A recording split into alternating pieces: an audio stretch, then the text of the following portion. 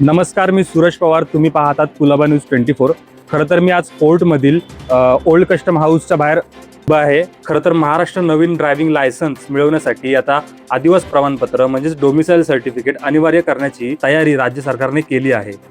खरं तर कायदा आणि न्याय विभागाची मंजुरी मिळाल्यानंतर 1 ऑगस्ट 2026 पासून हे नवीन नियम लागू होण्याची शक्यता आहे.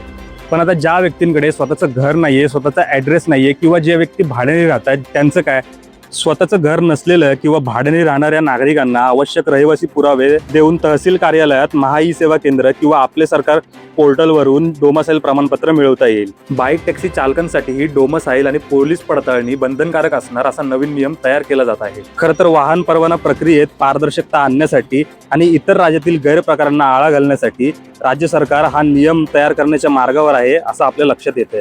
याबद्दलचं तुमचं मत काय आहे? कमेंटमध्ये आम्हाला नक्की सांगा आणि अशाच नवनवीन बातम्यांसाठी आपल्या कुलाबा न्यूज 24 ला फॉलो करायला विसरू नका.